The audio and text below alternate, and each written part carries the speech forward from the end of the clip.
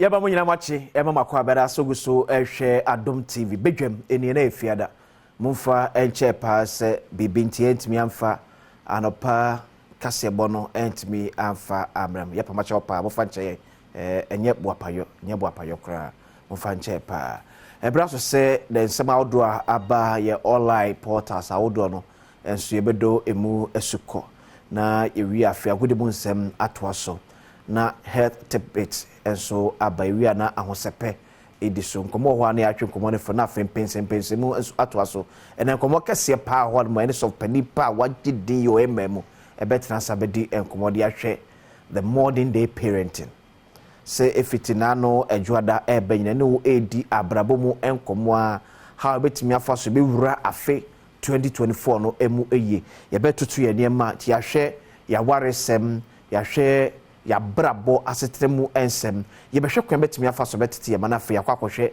yesikasem eho ensem sena bia ye started from February 2024 na ye nim say I were prepared for 2024 is as a ya fear ensem ewom no edosi pabidi they akwesi ensia so quick when started from adomonline.com see cookathon Afria Santua Storms Tamale to support Chef eti enu asemutimi ehwe bia Afria Santua no ye singaton ye ne onekuta the record na ye hwe no say Guinness World Records in pen for best certified ede amano na afi ya gina tumpreko peno woni kunu ene management esokotai Ghana ni bo no so afato no se obenua aduane mretenten emu nipa waye ne kese pa no kuta over 144 hours eti wo ye ede atra ni nipa no eye ede koduye Nigeria ni abayu abasi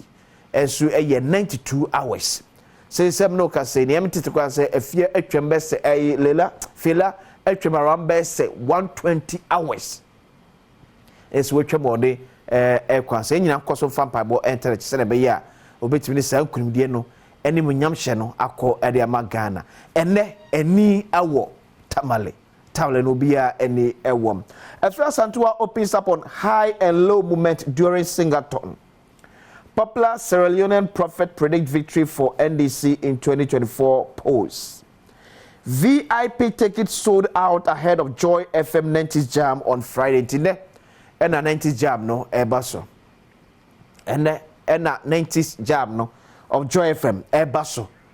Na sebno eka say adia 90s Jam no you see VIP ticket no VIP ticket no you see it sold out you see a ton VIP ticket no aba no asakra and nkrofo a epebi so asato no ensa anye adeketua ni nkrofo ese pebi ato no enye adeketua kra itiro upe ticket bi ato benya mi so Joy FM kokomlemle ubenya bi e Joy FM kokomlemle ntimsre wada bomodi aso benya o take VIP ni de wenua ekọ aka regular ne so ni gi opa and others no ho na ni je kese no wo pa eti Joy FM 90 Jam ticket no and so president react to alleged looming political military shake up eti mampani atena so ababonti da babatu just sansem so no enye no kre esma na mabonti se esanse ewura abato afim ne ekọ abato nsini mampena na ado dan kwaku fado amamwe eye sakaye ewo ya srafo no mpedefo no emu ena pani ohwe nketa odi onseso mampani atra ye yugina he ede kata ababonti abatu just sansem ne nye no kre Ghana 40 a omonto bebe wo se mampani afibia yefiti afena no a oni empanifo eda bambo ekuna no edi enhyemu na onya briefing ni omo ebu nkompo ehwewachi na afi wato net na to anim ede ahwe enema ye possible one eye threat ede mo my Ghana security wise ko betimi afaso betimi protect Ghana de hye enkaka ya hye ne your mind nankasa emu no sankitodi na ekoso a eti amanfo free some penny eba be sakraye ewo asra mpanifo no emunti adomonline.com na story bi wa mamenko so see afede ukura ne boarding yes so ukura ne boarding about some for ibusofo bi complain pa yes more especially greater Accra say yes bia ya na nka usi obi 600 Ghana no say 1000 1,000 Ghana cedis. It is a 22-year-old house help allegedly murders woman in her sleep. Asemo. MTN bosses get okay. And my joy online. You got myjoyonline.com now for share also somewhere. Eddie Egu from myjoyonline.com. Akufo not orchestrating politically motivated changes in military leadership presidency. So now I can say January 8 declared a constitutional day. Until January 79 no a year kwesiada no. And then the main constitutional day. So James Ghana there be a holiday no. If weekend they carry forward. Weekday. Efia Santua visits Chef Filler 2 at Cookathon. VIP tickets sold out ahead of Joy FM 90's Jam on Friday. Live stream day 4 of Guinness World Record Cookathon attempt by Chef Filler 2. ASAP Imani react to the SML deal and emerging responses from government. Panic graves searches Wenchi resident after sheep gives birth to lamb with deformities. Hey. Akufo-Addo swears in 3 Supreme Court justices. Mbappe says he has not made up mind on future. Okay. Mohamed Kudus shortlisted for December Premier League Player of the Month. 2023 AFCON. I believe Black Stars can get to the final. Ex-Ghana coach Kwesi Appiah. So now, I can say, believe there, everything is possible. BBA possible. But possibility of victory is not taken on a silver platter. Your preparation ahead of the game. And the betchere say ampa. You bet me aji kruano. Etinye sa mi riso mi jidi ebebam ni bia dabi. Eye adwumaden ene di nkunimdie eba. Adom ne krano emma on an empty head. On Adom bo mo so no. O kan Bible from Genesis to Revelation. Obie no Adom ba no so no ye empty. Ti so ye empty Adom ni krant me in the first place ent na so po. Enya ba bi krant na. O preparation wa ho boaboa. Mitie me prepare me ho for say me ye pilot. Enya de Adom bia ba mo so akwese all of a sudden we betam emredi ahya me say me nkotu emfa nko Dubai. Emfa ho ni Adom kro eba edi coach Kwesi Appiah ye na songo ka say he says when was the last time you said Ghana Black Stars at Jacob ama ye pi soroku and boys ne down one I guess ne down when was the last time 1982 no the say omo ye wo 1983 obi ehun bi biem be sin. So the preparation, the Black Stars. The last time I share, I think it was around say 96, 98 or so.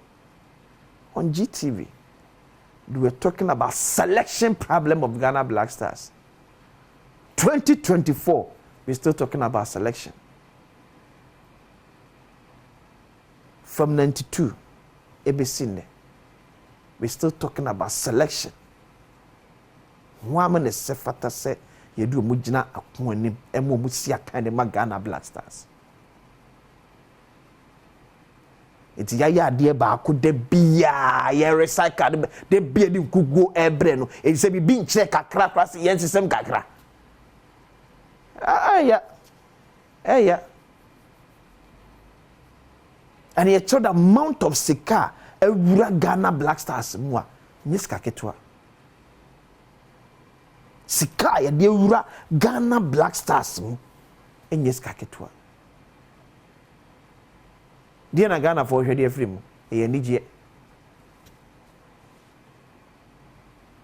o ye nyahwe every Black Stars so nigye mama yensre mama yetimunye yede enwa no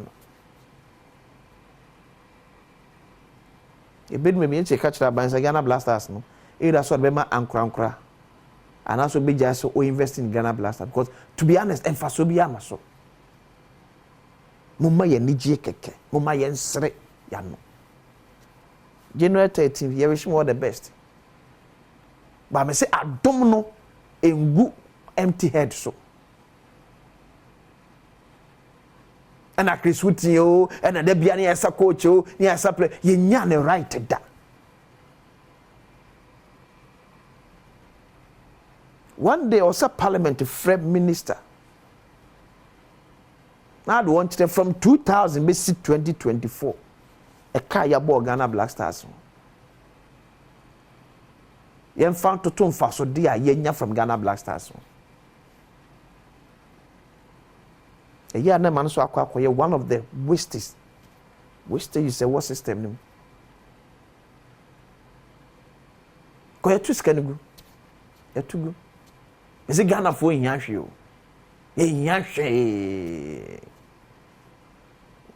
Andre, you ne, Nina Wane, Kuduswa, Ubia Yamusika, Ubia Yamuka, Yamufie, Mumaya Sre. Mumaya Trimunyede, Yaninja.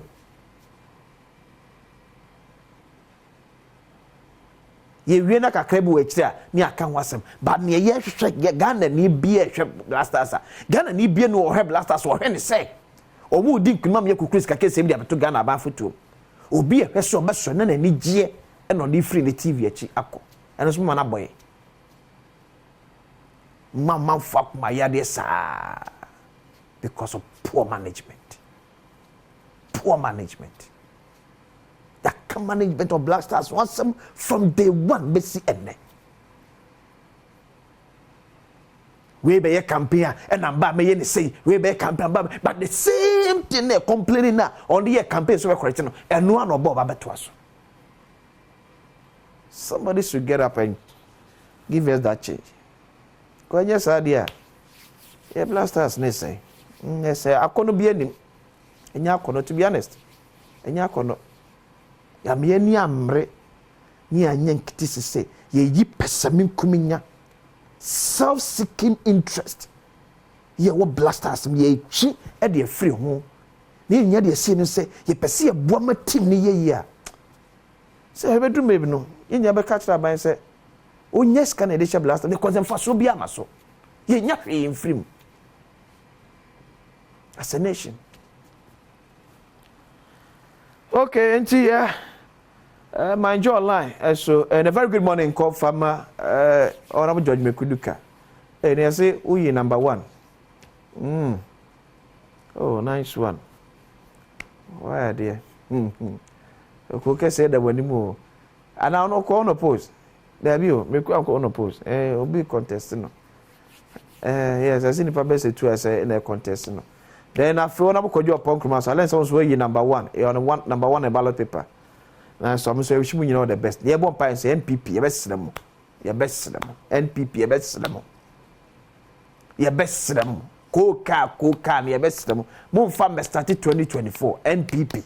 Justin Frimpong Kodia, NPP. Yes, them.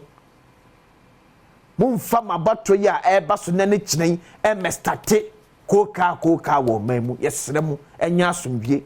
Peripeyo enye juma. Peripeyo enye juma. Eno am te say na Kennedy kankam. Yes, I think enhyae so. O rezi concern mi say mo say se nipa no ye MC o ba bia o gina na ontimi nyina. But ono ba bia o gina wonye MC honom, but mo disqualify no. Munhwem so wa asem wa munsiesie ma no. Peripeyo enye juma. Justin Frimpong Kodua. Esremu na 2024 na e woni pa bia dwemu se ase wiase gina ebuogu Ghana so no Ghana abato ese nipa se de to about Ghana ete no hu kom hye bebre na ntoko besi moje behwegu nipa less than 20 million to aba nipa moje hwegu TSM people mun set tone ye ahead of 2024 kwem so far mun ko an maka woni between mu ne NDC no so far mun ko am election e say aka munye nanya asumdie sene be ye be nya adwemfa se de ko 2024 no bibia beto na kwam ne ma ne nkwa ese efie mponi ne ne abonten so de ebroka me di akwasinsi agode mu nsem eto aso owie de health tips ebeto aso e de amana fe sister Sandy be a guy e de ahosepe dwumadi abro komo ho e be twe ye wia na fe empese mu ato aso twe ye be se